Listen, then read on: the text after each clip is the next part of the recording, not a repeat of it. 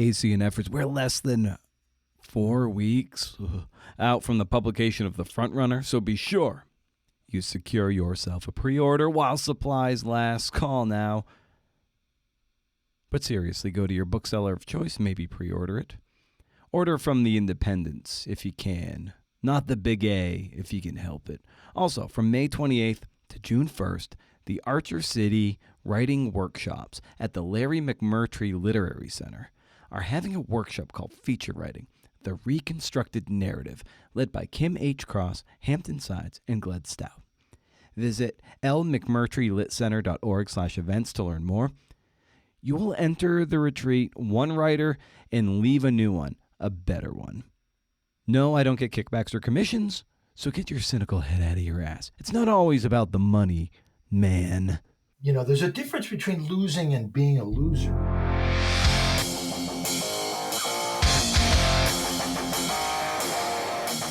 AC Efforts is the creative nonfiction podcast, a show where I speak to primarily writers. Sorry I split the infinitive. God damn it. About the art of... What? About the art and craft. Shit. Of telling true stories.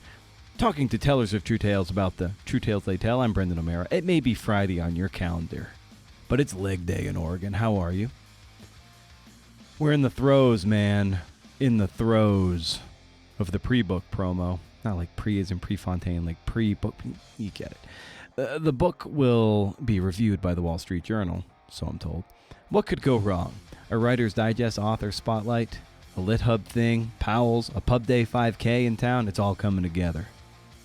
Or splitting apart. I don't know. Admittedly, it's hard to focus as I try to get the next book off the ground. We have John Glionna here today.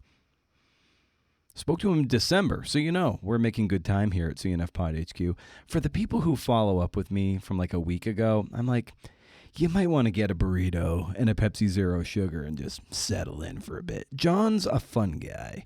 One of those great journalists cut from a different fabric, a pre-internet vintage.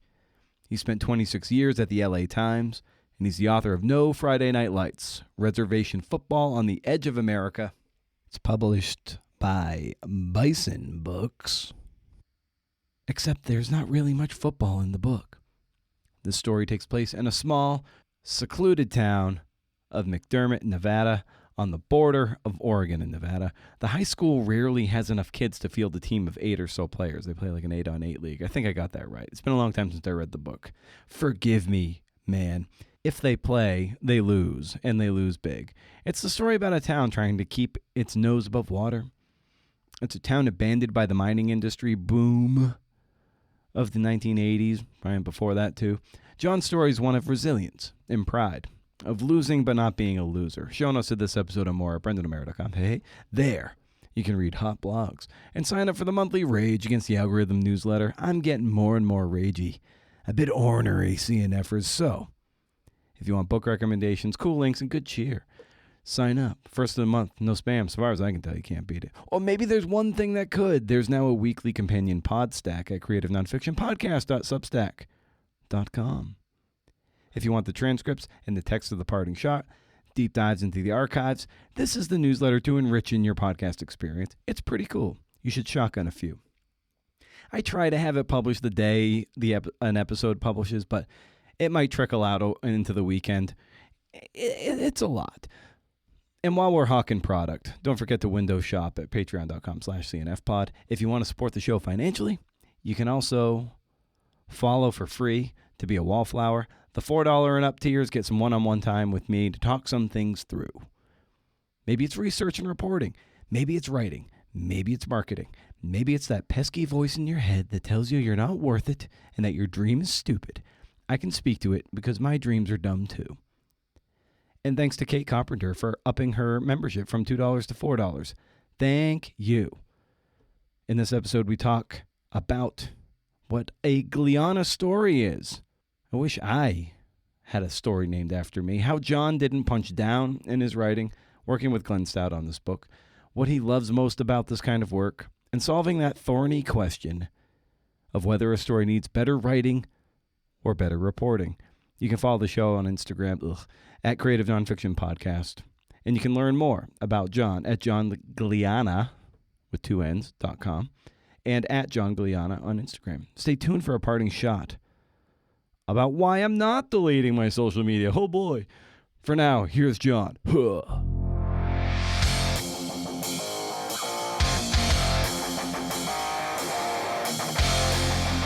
Does everyone know I'm a fucking genius? Thank you, everybody. Remember what Brendan said. We got in because we're sadistic motherfuckers. Go lemurs. This is going to have to interest somebody somewhere other than me.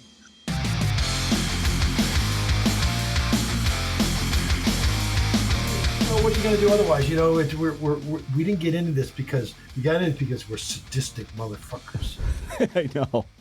Exactly. It's that's maybe a good jumping off point. It just I know the lane of journalism that drew me to it, and I'm attracted to. And for you, when you got into this line of work, what was the lane of journalism, or what was the appeal for it to it for you?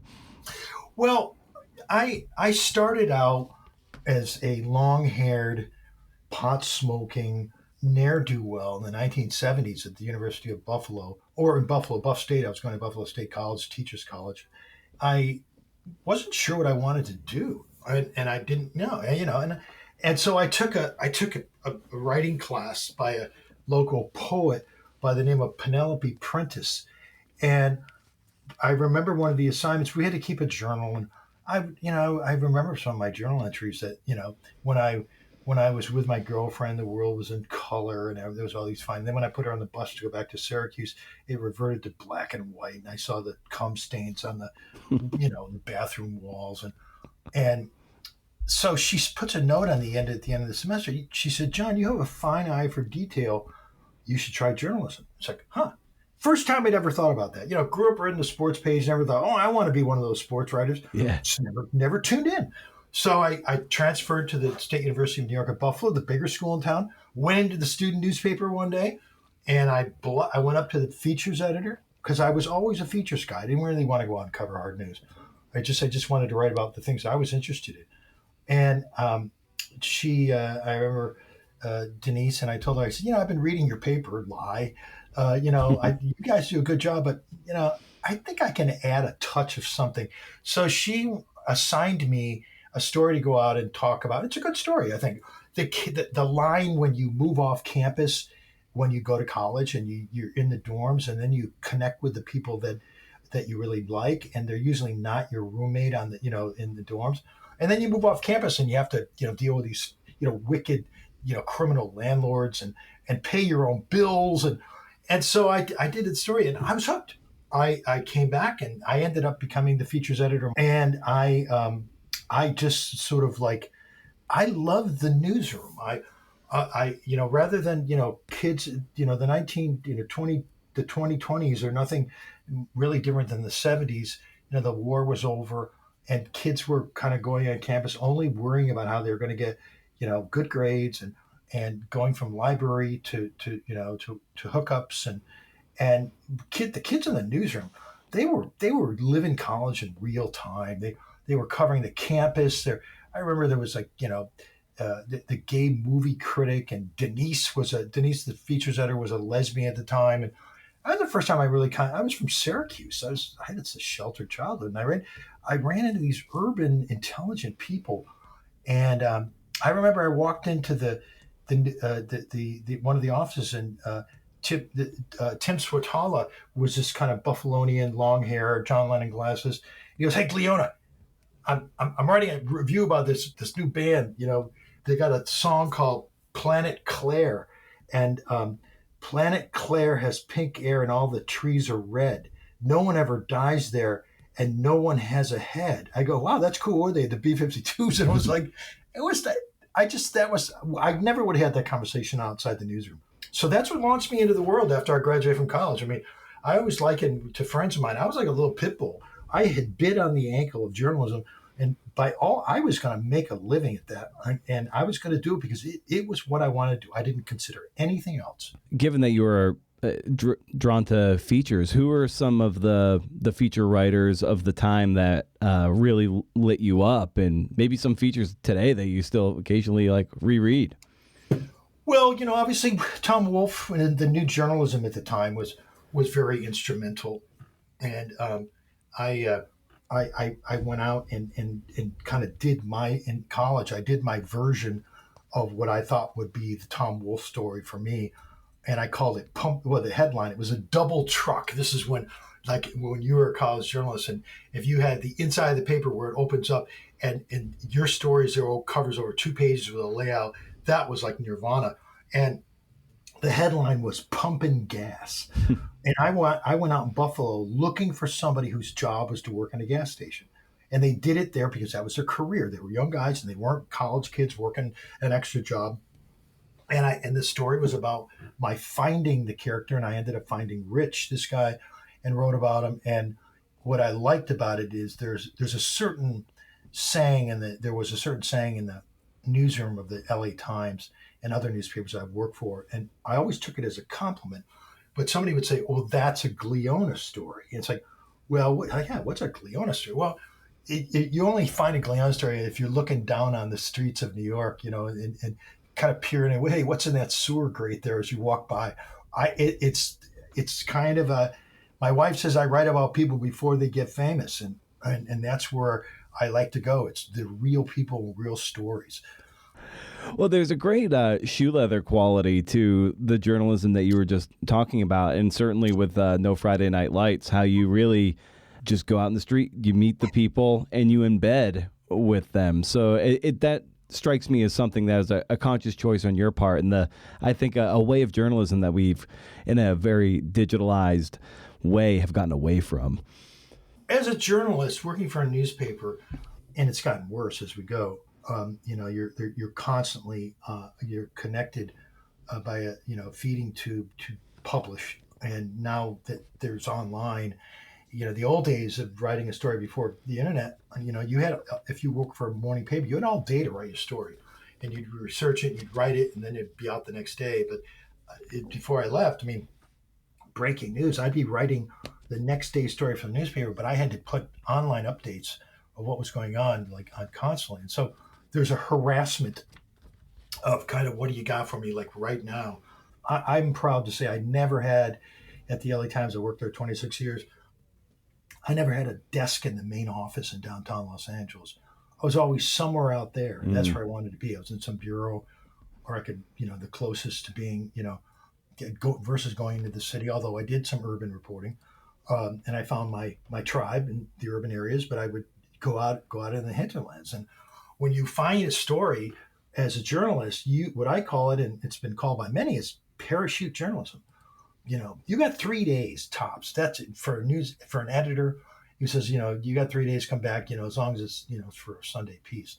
So 3 days gives you a certain amount of insight into a topic, but you don't really, you're taking a bite of the apple, and then you're leaving.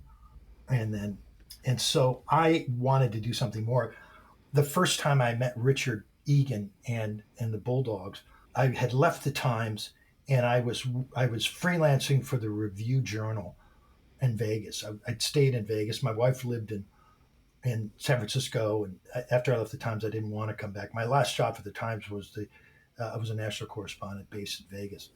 And when I left, I didn't pack up my house and move back to the city with my wife, because I figured there was more hinterland out there in Vegas, Nevada, than there was in Northern California. It's all been discovered. So I just started doing stories on a freelance basis, and I went to the local newspaper, and I happened to know the city editor, and they didn't really have a state reporter. And I said, I'll do it for you. I'll just find stories for you out there. And so, he said, go out, and can you give us one a week? I said, hell, I'll give you 2 a week. Every time I'd go out to, somewhere out there in Vegas, in Nevada, I would stop at the library and bars, and, what do you got? So I had been out to a town. It was Gabbs, Gabbs, and Gabbs had a one-room schoolhouse, and the one-room schoolhouse, it was a one-room high school. There was an elementary school, and then one room for the whole high school. And one teacher taught everybody from 9th to 12th.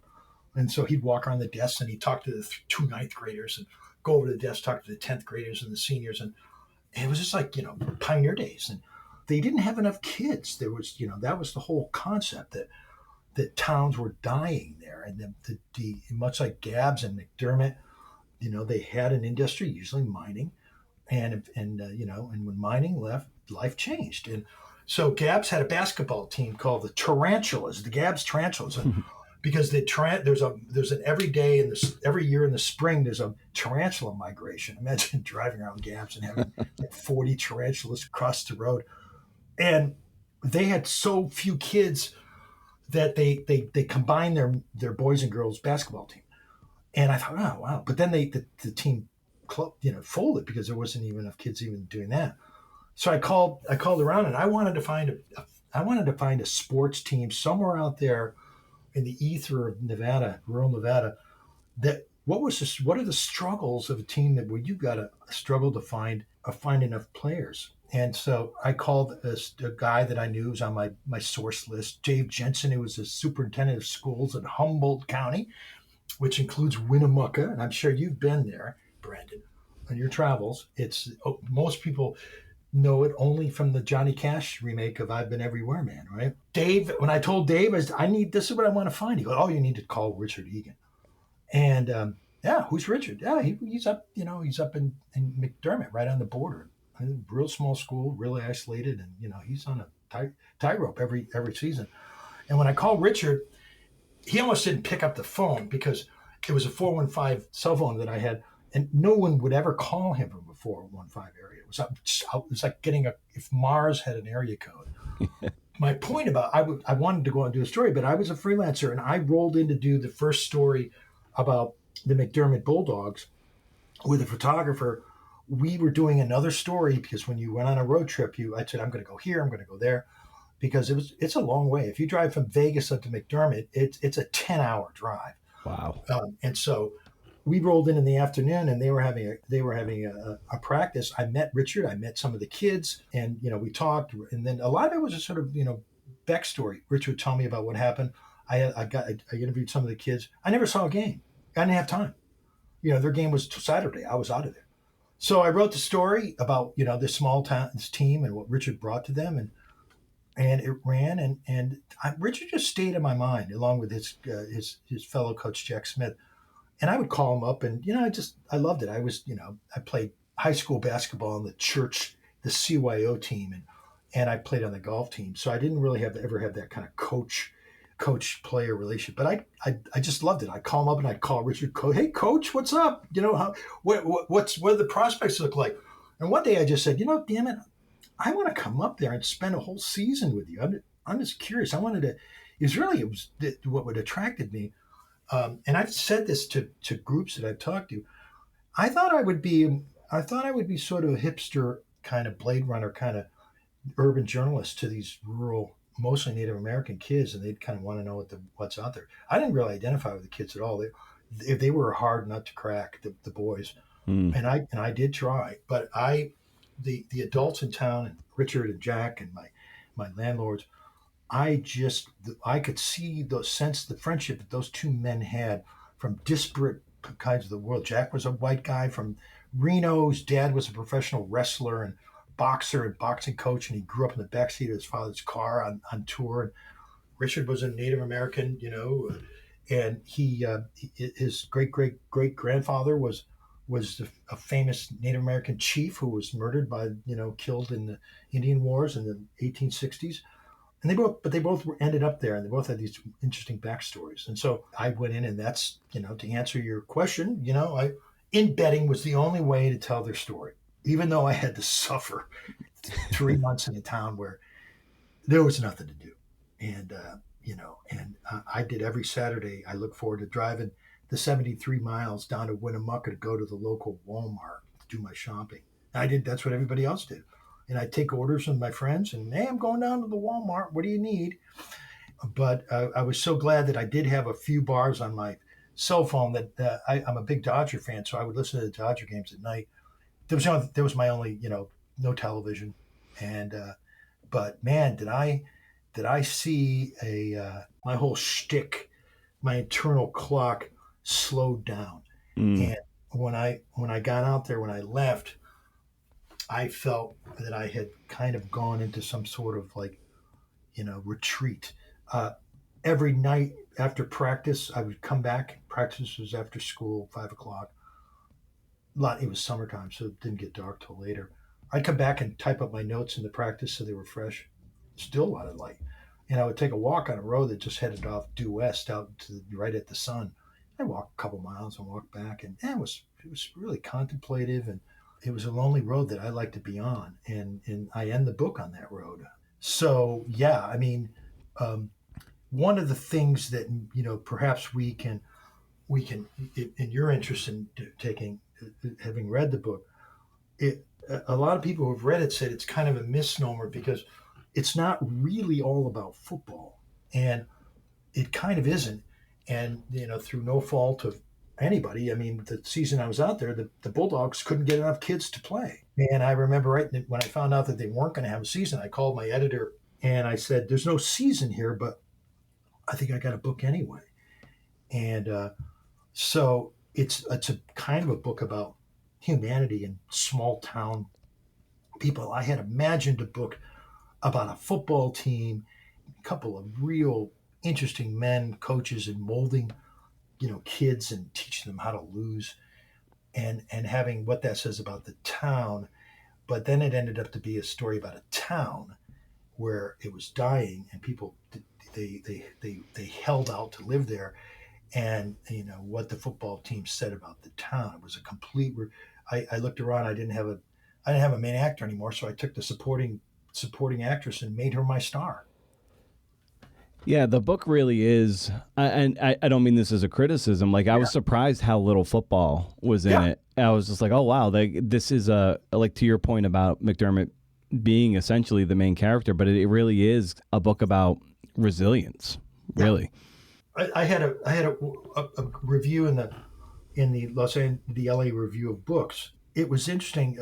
The reviewer. Somebody once said reviewers always have to say something negative, right? They can't. Yeah. Although sometimes they fawn over books if you're a big writer. But he dinged me on two things. And one of them, and I think fair enough. The one of them is the title.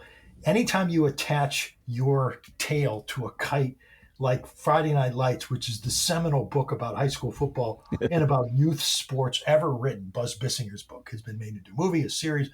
And so, Glenn and I were talking about what the title was, and it truly was a perfect title because there are no Friday Night Lights in this, right?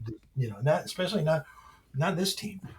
And so he said, you attach your title to no Friday Night Lights, and it's a pretty tall, it's a pretty tall demand.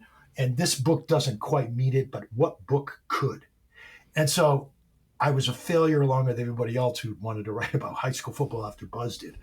And the other thing he wrote about was there's not enough football. And, I went in and, I sat the coaches down. I talked about losing seasons. I went into history. I tried to be, as a narrative writer, I tried to put the reader in football situations through the eyes of people that were there. I remember a very poignant moment in the book when Richard Egan, who was the coach, he played in the 1983 championship team.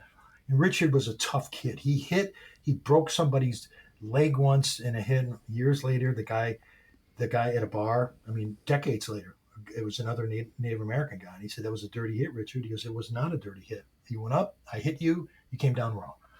And the quarterback that year was a guy who was a rancher now at the time. And so I called him up and we were chatting about, he played. And so he was in the McDermott glory days when they had a mine, they had money, and they had success. And his son went out for the team, and he drove his son across the California border to some away game, and they got trounced, and they 75-0. And on the way home, he was trying to give his son some advice. He said, "Don't worry about the score, son." And the son said, "Then why do they have a scoreboard?" And the kid was hurting, and he said, "Dad, I don't want to do it anymore." And I remember the father said, "Listen, I like to preach to my son the idea about quitting, and I don't think quitting is a good thing, but I couldn't, as a father, encourage him to go back because he was going to get hurt, and for what? Because they were small kids. They played teams sometimes from towns which had a pulse, which had kids that were going to go on and play Division I, college football, and they were just out of their league. After the book was published, I got a call one day from somebody, and lo and behold, McDermott had won a game. And I was Oh, wow. so excited. I wrote a blog post for my blog, and I called. They had beat one of it was a home game, and because they've been there, because they'd had so many seasons where they couldn't come up with a team. The league didn't really want them to give them a full 8-game slate because they probably figured they were going to just kind of default before the season. So they put them on they put them on waivers, and they gave them 4 games. So I called some of the kids, and I called Jack and talked about it. One of the kids, a couple of the kids had taken the Gatorade container and dumped it down Jack's back, which you see all the time. Used to be done more than it is today. And Jack described what Gatorade feels like going down your back. And I was like, but he loved it. And it could have been a good postscript for the book, but it wasn't. So I don't think the book suffers without it. Oh, for sure. And there's a passage in the book that I love, and you've been speaking to it a lot, just what you're drawn to, and just this idea of outcasts and barflies and underdogs who stay under. I love that phrasing of it. And, given that the McDermott and the team itself, it is like they're in that permanent underdog status, it would be easy and to punch down and to even make fun of from a remove, but you treat it with deftness and respect. How cognizant were you of treating them with the respect that they deserved? As you know, by reading the book, I mean, I'm a character in the book. I write about how much I get in trouble. So I got on some people's nerves in town. I was this big city guy. I kind of came in here. The only thing you can call a writer who has a book talk and 12 people show up is a loser. And I played on losing teams. And I mean, my philosophy about life is losing is what happens in adulthood. We lose a lot. I mean, we remember our victories and we post them on Facebook, but pretty much for most of our, or a large percentage of our lives, we kind of let ourselves down. We don't live up to the moment. We do this, we just go along. So, and another way, I looked at it, I've been a sports reporter. No wisdom ever came from a winner's locker room, right? The insights always are from the loser's locker room, the heads down, what you learn. And so, these kids were there. They were sort of incubating, the incubation stage of learning a pretty tough lesson in life. And I remember that I talked to somebody about this. It's like, these are kids that are minors, really. And you really kind of you have to watch coming in and saying that the kids, you never really want to put that label on them, and, that they were losers, because it's not fair. And, there's a difference between losing and being a loser. And one interview I did, which to me was really important to illustrate this, you learn in journalism about telling and showing. And, when you're a kid or a young writer, you write a story, it was cold out. But if you show, it's like it was so cold out that the screwdrivers snapped, right? Or, the other thing is like Dave was hearing voices. That's the tell. The show is, well, what were those voices saying to Dave? I wanted to show what it meant by being a kid learning to lose. And I ran into a referee who was so impressed in one game that they were just getting their asses handed to them. I was like, 80-0. And he found himself, like the other kids there was another res team. And, and I talk about this in the book about the particular passion between reservation teams, and they like to beat each other. And, it's one thing to get beat by a bunch of white kids and win a muck-up, but if it's the res team down the road, you do not want to lose to them because you have relatives over there. And the res team was kicking their butts, and he notices that they were picking each other up, and they weren't. The older kids, there was no recrimination. And he wrote a letter to the superintendent saying, these were men out there. They didn't, you see, like all this, you see it today, the taunting that goes on in the NFL. Mm-hmm. And, you make a play, and a lot of professional sports where, hey, the end zone dances, and it's like rubbing a nose into a defeat. And the other players were hitting him hard, and they were saying stuff, but these kids wouldn't take the bait. And so that said as much about those boys as anything that I could observe. And they're boys. I would stand. I would stand in the near under the one of the goalposts at night, and Richard and Jack, the two coaches, are friends, and they're running, and they were just like shaking their heads about like this guy was dogging it again. He wasn't showing up, and they were talking. They of course they never say it to the boys, but it was locker room talk about it. They knew what they had, and so but they in the ears of the boys they tried to say that let's go out and have a game, because in McDermott having a game was a victory. Just being able to go out there and show up on the field, it was like winning was like, really winning? It's like just going out and being the joy of competing. And it's like, as a writer, I mean, my life as a writer, it's like, selling a lot of books. That's sort of like winning from the Bulldogs. I'm a Bulldog. I have games and I love playing in the games. I write my books and they go out to the world and I find my select audience. And I understand the idea of you're not going to get it all. Just enjoy the experiences that you do have at your disposal. And that is lining up and playing a game that Americans have played for a long time. So I got it. Unfortunately, I didn't see those boys in person doing that. And I haven't been back to McDermott. I want to go back up and see the coaches. I was cognizant that those boys had pride, and they were kids. It wasn't just there were so many barriers between me and some of those young men that I met. Largely there were a couple white kids on the team and their families were ranchers or Nevada Highway Patrol, one of the sons, or they were Native American kids. And I tried, how come I'm not relating to these boys? And Richard said I was trying too hard. And I remember one that there was the best athlete on the team, who was the running back, and he was a scorer in the basketball team. One day I asked if I could come out and talk to him, outside of school. And so I drove out to his house on the res one day, and we sat there, and I realized that I didn't get him. And there was a lot of territory. I didn't live his life. I was coming in and I was trying to understand, maybe being a father. I'm not a parent. And so maybe that would have helped me.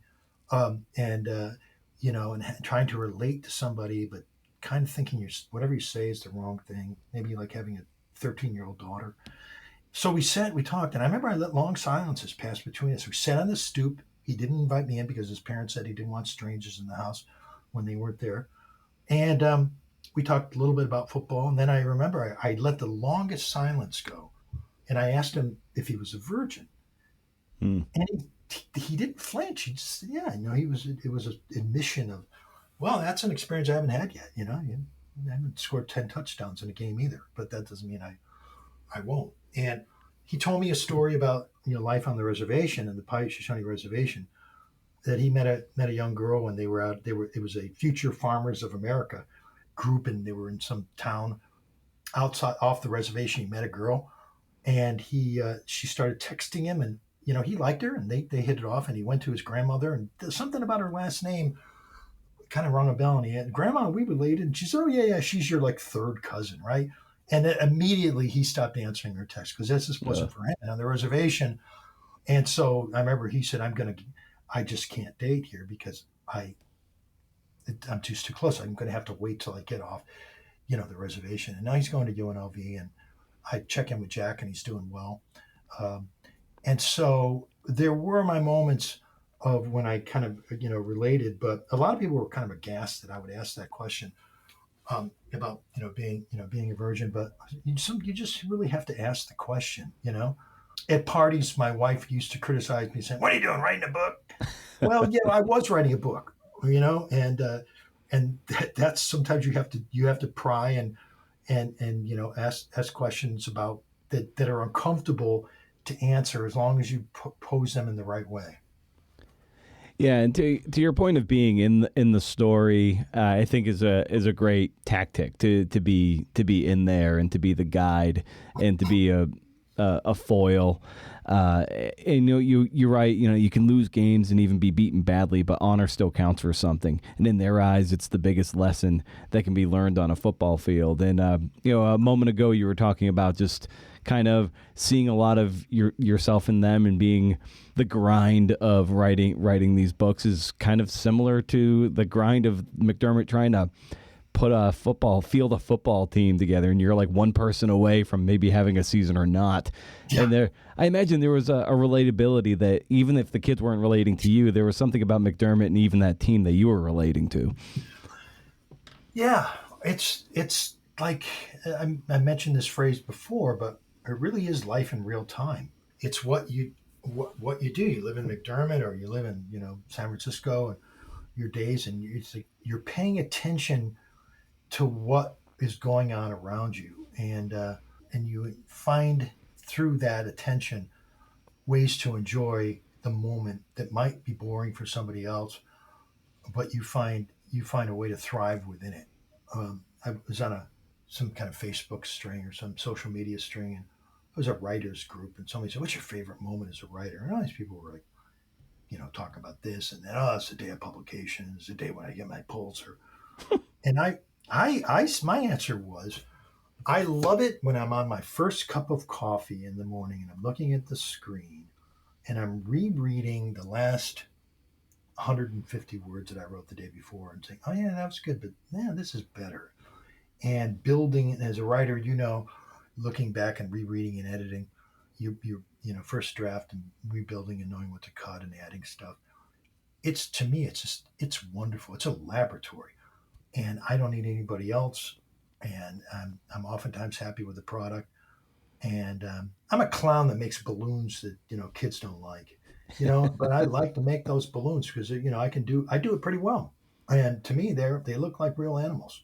To your point of being able to tinker around in the lab of being a writer, when you're finding if you're stuck at a particular story or a chapter, or just things aren't cracking the way you're hoping they would crack, do you attribute that to a reporting or a research problem, or is it a writing problem? That's a good question. I think it's a little both, depending on what the issue at hand is. I remember I was writing the beginning of this book, and as you know, starting a book and getting the momentum is difficult, and knowing where we're going. And I was pacing my office in Vegas, and it was like I was just talking to one of my younger friends who was a reporter, and it's like, as somebody said, writing a book is swimming in deeper waters. I think it was Glenn Stout, my editor, friend of both of ours, who said that, and it was deeper waters. And what that means is that there you can. You're out there in the bay, or swimming, and you think about it down there. There are big depths underneath you, and you might feel like you're floundering. And I was complaining to a friend of mine, and he just paused for a moment and said, "You needed a good editor." I didn't have an editor at the time, and so what I did was I did some research, and I contacted Glenn. And in my experience, when I ran into like a roadblock, I could go to the Glenn confessional and say, "Here's where there's no better relationship in the world. A man and wife is great. Man and woman is awesome. But a writer who is talking with an editor who knows the work and knows your talents and is invested as you are, it's gold." And, you talk to Glenn or people like that, and they would say, "Well, here's how you do this. And here's what I would do." And, when the advice strikes. I was, just before our interview, I was talking on the phone with a photographer friend of mine, and I have this book idea that I want to do, and I won't go into too much detail about it, but to me, I'm jazzed by it. Glenn likes the idea, and it's the idea of like, okay, who else is doing this? And is somebody writing this book right now? And you got to find out if it is, and how do you pitch this?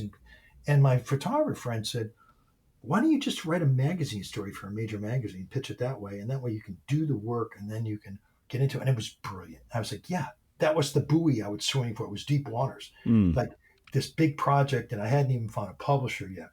And but if I break it down into finding just writing a magazine story that I could publish and then continue to work, you read the New Yorker or made a lot of magazines, all these great stories. You say, wow, look at the in-depth reporting. Those are books in the making. That's why those stories have the depth they do, because the writer's going beyond the magazine story. He's researching a book to write. If you run into a jam with something, either you turn the computer off, and there's nothing like fresh eyes if it's a writing problem. Reporting problem's another thing. You have to take a look at it and get good advice. But you know it's you can't it's like getting stuck in the mud. You can't get out of the car and walk home. You gotta figure it out. When you're thinking of a magazine story, possibly as a launching pad to something longer, something book length, it's kind of like I think Hemingway used to never start a novel. He would start a short story, and a short story would tell him if it was going to be a novel or not. And I think that's probably wise to do the magazine route too, because there's an economic component as well. And have you, in your experience, have you found that if going that magazine route too, it's like, okay, here's a way to make a chunk of change, and it's a part of, because the book writing process is really kind of a net loss, and essentially becomes like a really nice business card. Yeah, exactly. And it's certainly at my level, it's a net loss. I mean, when I tell people I don't make money off the books that I write, they're really surprised, like, why you do it. And because, as we've talked about, I mean, it's something I like to do, but I don't have those expectations. I mean, an editor once said at the LA Times that, I was writing a magazine piece, and even before you pitch the magazine story, you have to do enough research to find out whether, what's there. I was writing a story about, there was out in the Navajo reservation in Arizona and New Mexico. I was writing about a woman who was she was a patrol officer, and the Navajo reservation is about the size of like Virginia, and they have a very short staff, and she was out on the res at night, often by herself, and the nearest backup is like 100 miles away. And I knew what I wanted to get inside her head on going to calls with her, but I wasn't sure. I needed to sell it to somebody, and so I had to go there. And before I even had anything, no contract. It wasn't like, okay, like writers who are successful and they write book appeals, and they get their people who don't know much about writing. They think, oh, you get that advance, and it's not that way. You have to put your own money. You have to pay for your own hotels. You have to drive out. You have to see what's there. You don't. If you're looking at, it's like when you're in a cab. If you're looking at and now this is an old analogy because nobody takes cabs anymore, but if you're looking at the meter, it's an awful long ride. And if you're watching the meter, how much money you're spending on something, you're kind of in the wrong, in the wrong business. If you can afford to do it. If you're young and you're living on your writing, you can't afford it, that's tougher. But if you do have the money, I don't mind investing in projects before I see the prospect of any return, because I know that, and really at the end there's not going to be much return other than just the fun of doing it. And when you're on a book project, are you able to subsidize it with like doing other freelance projects, more or less? Well, I will say in my situation that my wife is a very shrewd investor. Mm-hmm. And so when I first started working as a freelance writer after leaving the LA Times, and the paycheck, that narcotic that would come in every 2 weeks in the LA Times, she would see it hit the bank account, and then I was freelancing, so we were living apart. I would do the conjugal visit every 2 weeks, coming to San Francisco. For the most part, I lived alone in Vegas, and I'd call her up and say, "Honey, I got a new client," and her first question, "What do they pay?" And I didn't care, right? It wasn't. So now she not kind of knows that it doesn't really matter. She knows I write the book. She never asked me about, what the remuneration is going to be financially. She kind of knows that it's just what her husband does, and and he's got, I'm sort of like that uncle of yours who he's got this garage, and he works on cars, or he makes sawhorses and wooden horses. He just goes out there, and all the time out there, man, that guy is just loving life. And and that's what it is. It's like being a I'm a happy man, and I think being a more successful writer, more successful book selling author would make me a less happy man. And I know that might sound counterintuitive, but kind of the way I look at it, because I don't really like the sales part. I don't like dealing with agents. I don't like being told I'm not good enough, or people don't even answer your calls, or having to, you know, just being the bear in the circus and getting whipped.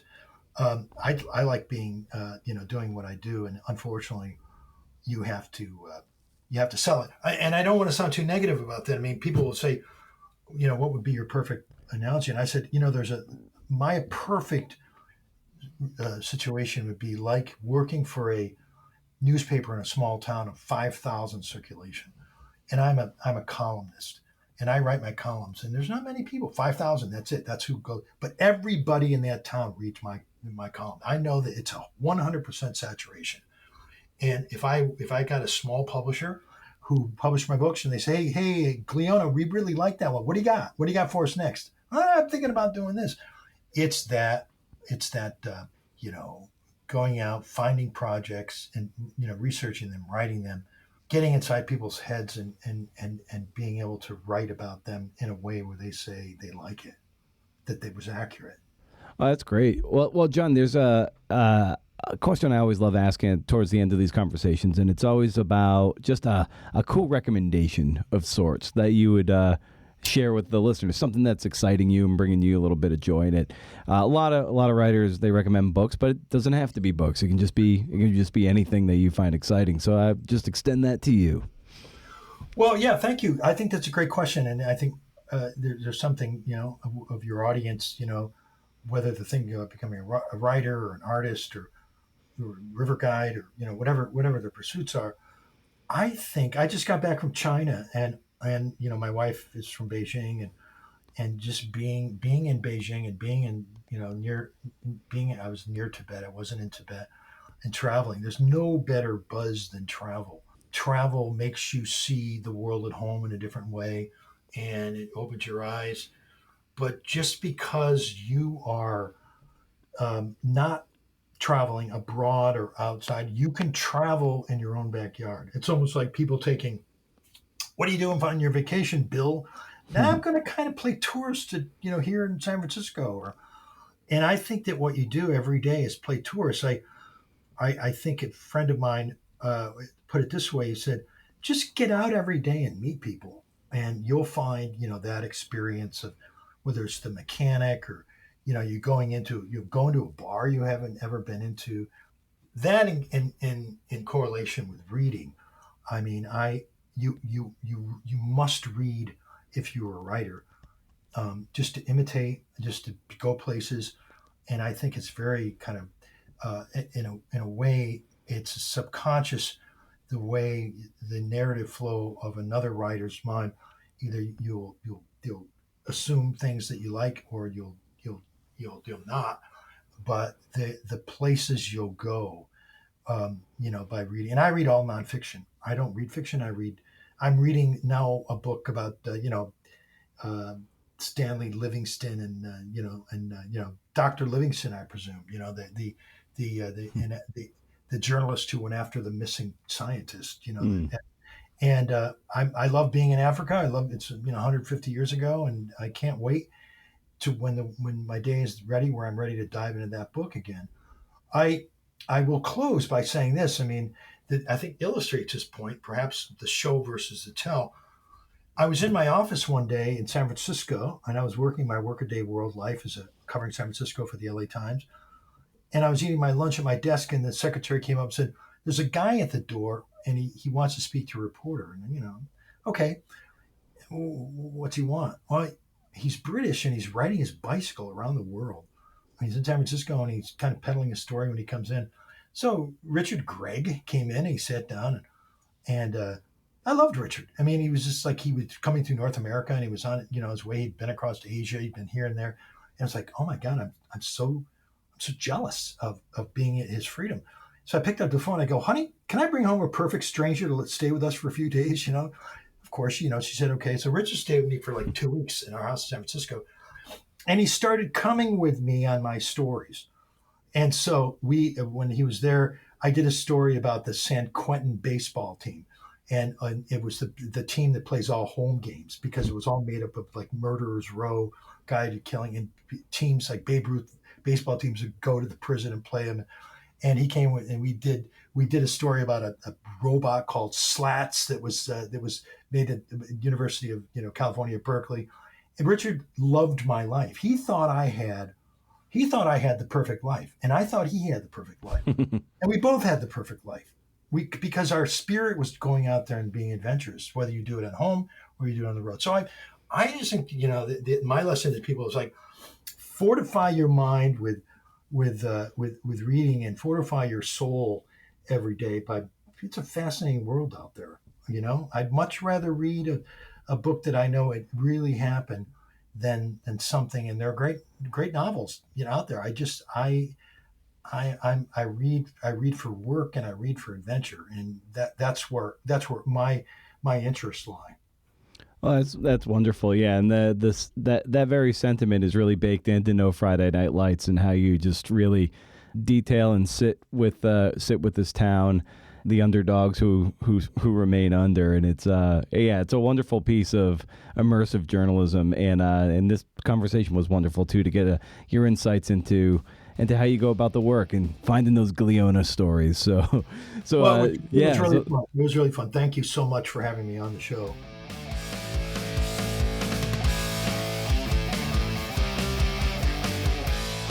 Okay.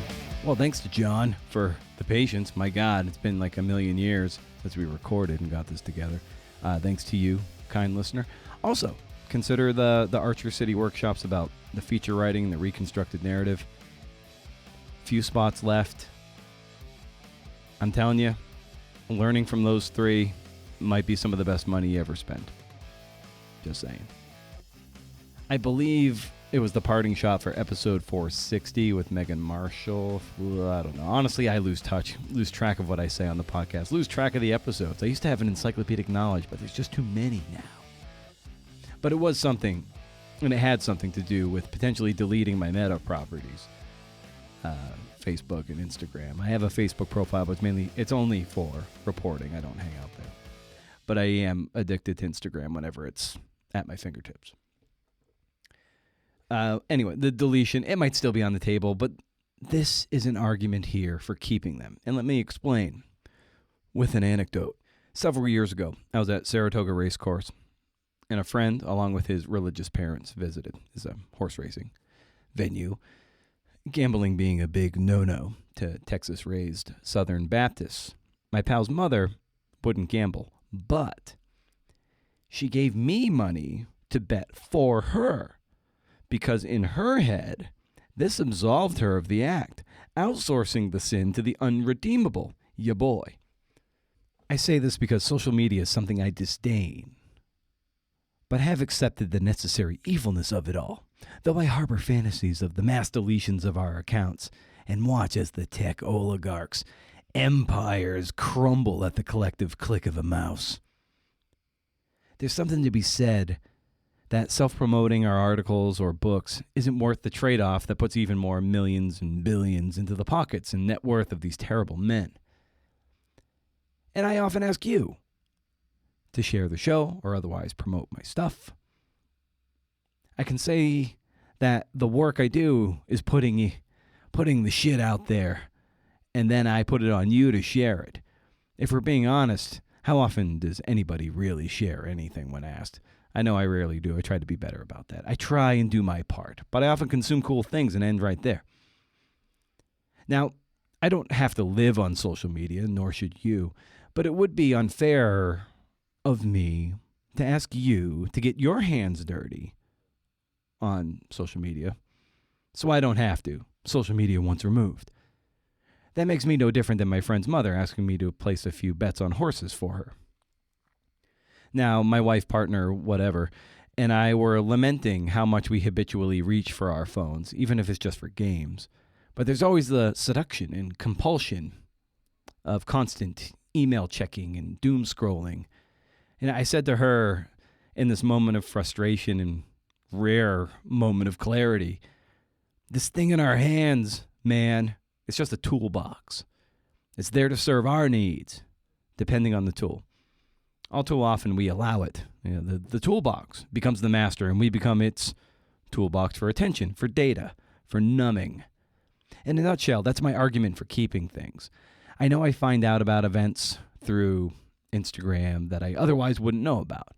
I still spend most of my time feeding my website, blog posts, or anti-social media feed, putting a lot of attention and care into the Podstack, the podcast, the newsletter.